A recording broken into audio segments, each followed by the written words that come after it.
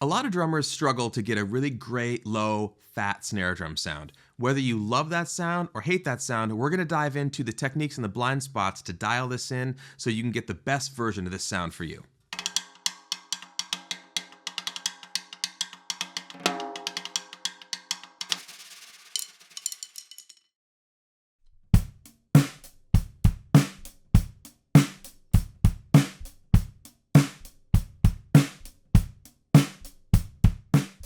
There's a lot that goes into this kind of snare sound that can take it from fat and amazing to just total crap. So we want to dive deep into this today because there are a lot of blind spots that go into this that whether or not you've spent a lot of time with the sound or you've never done it before, you may not realize are affecting your results.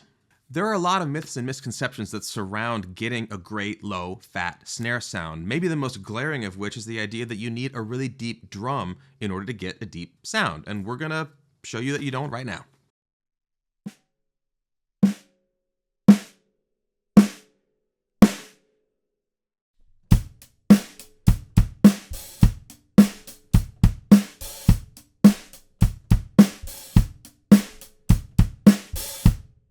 We didn't have to do anything special to this Acrolite to get a nice low sound. It just goes to show you that similarly to bass drums and shallower depths getting you a faster response, sometimes a shallower snare is great for a really low tuning, especially if you want a really fast response from the drum in the midst of that fat sound. On to myth number 2, the idea that muffling is absolutely necessary to get a deep, fat sound. We're going to take our Supraphonic and we're going to tune it nice and low. We're not going to muffle it at all and get a really great deep sound out of it.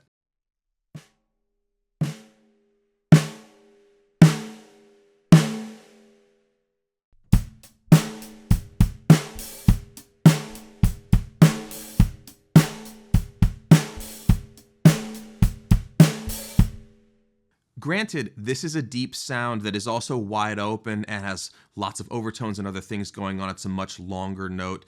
And this brings us to the idea that we shouldn't put our minds in a box ahead of thinking about what a low sound from a drum is, and consider that in some contexts, a wide open one is a great sound and super fun, maybe just for one section of a song or the whole thing. A big component of identifying a snare sound as deep or fat is actually the length of the note. And later on in the video, we're going to really focus in on that.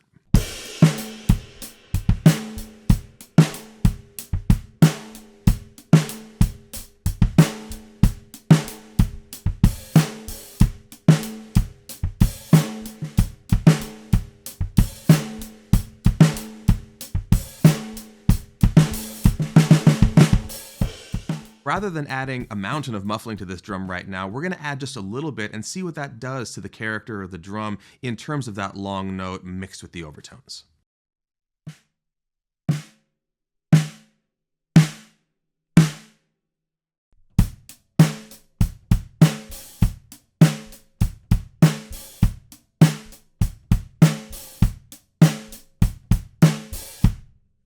This is a very small amount of muffling, and if you're the sort of player who through experience has gotten to where you're just going straight to full head, heavy-duty muffling, there's a lot you could be missing out on the way to that amount of really aggressive mass loading. So let's add a tremendous amount of mass-loaded muffling to this drum, and then we'll work our way back through the previous examples and hear the difference.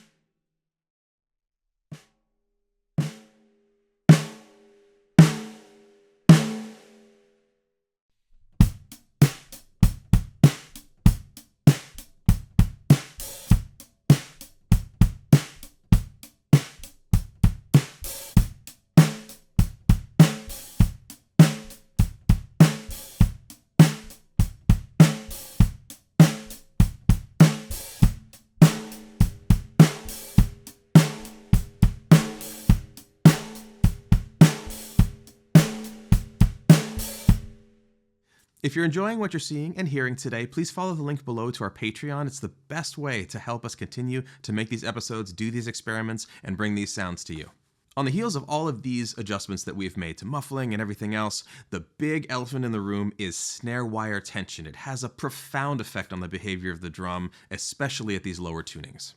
It feels normal to think that more tension is going to get us more articulation and less tension is going to get us a bigger, broader, longer sound. But it turns out that less is not necessarily less and more is not necessarily more.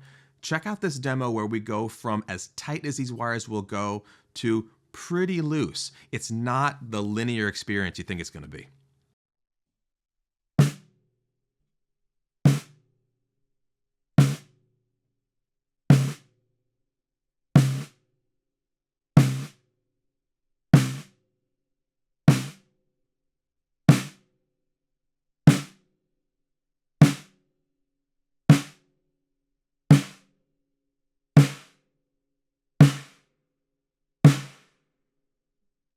If you're even half as shocked as we were by this, I hope this is something you can take home with you, if nothing else, because this was extra surprising, particularly because there were so many stops along the way that were interesting and actually sounded kind of usable, but where we thought the fatness or the articulation or the choking might be was a lot more complicated than we initially expected.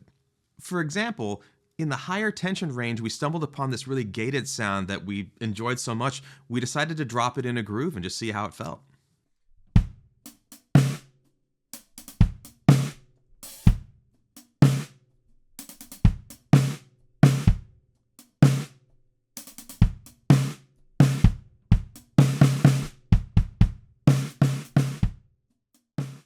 Probably the quickest and easiest fix for getting you from your current sound to a big fat sound is to use a product like a big fat snare drum. It's easy to drop it straight on the head. You instantly hear a change. You can make adjustments afterward, but here, check this out.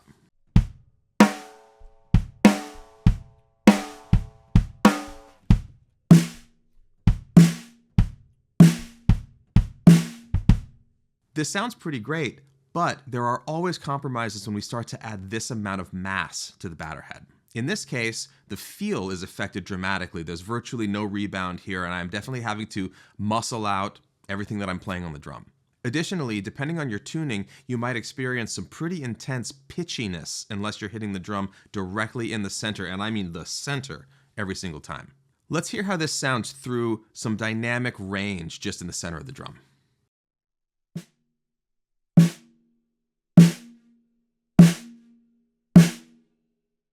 There's a little bit of pitchiness in there. Let's make some adjustments to the snare wires to help this open up.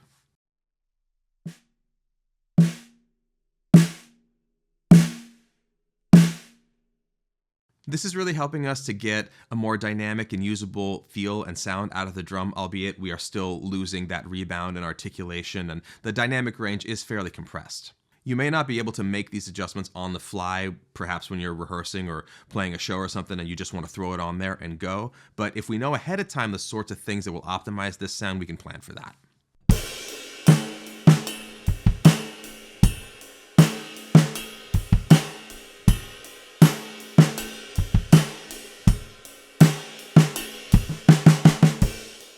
Most things that we do here have some kind of myth folded into it that we have to dispel in the process, and we had several today. Making sure we understand that we don't need a super deep drum, making sure that we understand that we don't need mountains of muffling to make this happen, and most importantly, that we need to pay attention to the snare wires, both are they in good shape, first of all, and then how tight are they in reference to the sound that we're going for.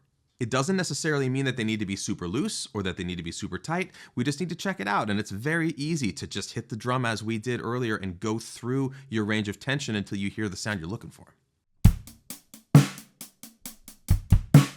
If you're watching this and you're still not super into these sounds, we would still submit that it's worth experimenting with them to learn about sounds and expand your ears. On the flip side, if this is your jam, get into some of these little details and see if you can improve it, find things you've never heard before, and find some inspiration like we did today.